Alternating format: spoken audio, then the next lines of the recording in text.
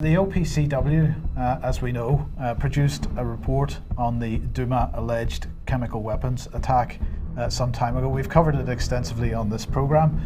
They have issued a statement on the report Whistleblowers, because of course there were two whistleblowers which provided some information, and that information ended up in a report by the Syria Working Group on Propaganda, Media and so on. So this statement has come out from the OPCW, and really the crux of it is, if we want to summarise it, that the whistleblowers aren't credible and they need tighter security on internal documentation. It seems to be the message. So let's see what they say. The investigation was initiated by the Director General after the unauthorised release of a document in May 2019. This document purported to include information and findings related to the work of the fact-finding mission pertaining to the allegations of chemical weapons use on the 7th of April 2018 in Douma, Syrian Arab Republic.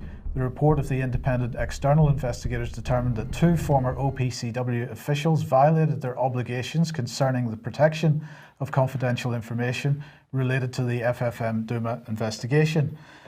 So here is the Director General, and he said inspectors A and B are not whistleblowers. They're individuals who could not accept their views were not backed by evidence.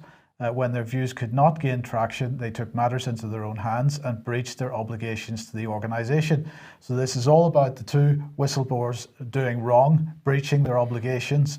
He went on to say their behaviour is even more egregious as they had manifestly incomplete information about the Douma investigation. Therefore, as could be expected, their conclusions are erroneous, uninformed and wrong.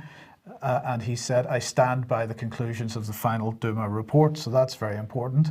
Now, the statement went on to say then, under the secrecy agreement required by the OPCW, all staff are prohibited from using, disclosing or disseminating confidential information to which they had access in the course of their employment, unless specifically authorised by the Director General.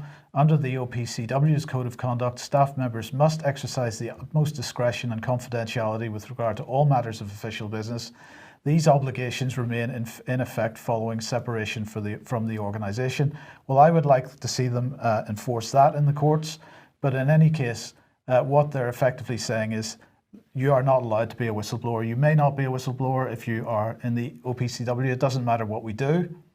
You cannot then blow the whistle on anything that we do. That would be wrong.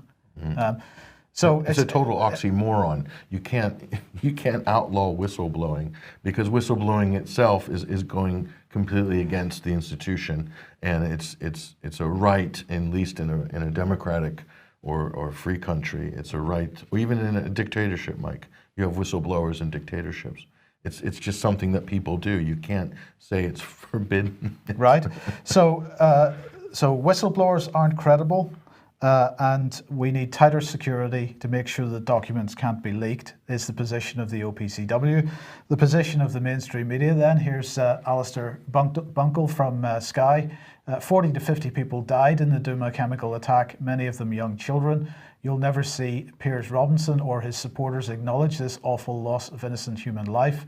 That was utterly debunked tonight by the OPCW, but they've continued to push conspiracy theories. So similar kind of rhetoric coming from the mainstream press. We don't really see anybody addressing the actual issues that were raised by the working group on. So let's see what Piers Robinson had to say in response to this.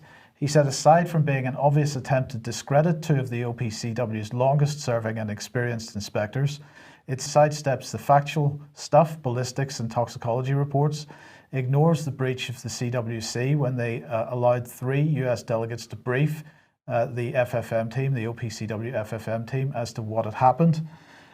He went on to say the secret replacement of the original interim report, which was only discovered by accident, and the fact that nearly all the team who deployed to Syria were excluded from June onwards and were never allowed to review or comment on the final report.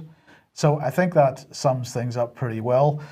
This looks to me, Patrick, like the OPCW attempting to discredit rather than and ad hominem attacks, rather than dealing with the issues that were raised by the Working Group on Syria Propaganda and Media, and as a result of the whistleblower disclosures. It's a total cover-up. This is what the reaction by the Director General is a complete cover-up.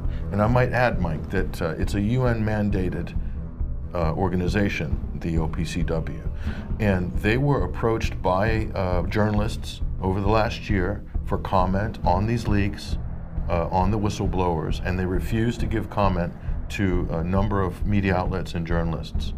So they are themselves not transparent. They're not interacting with the public. They were formed in goodwill as an international organization. It's not meant to be biased. So we have proof of U.S. interference.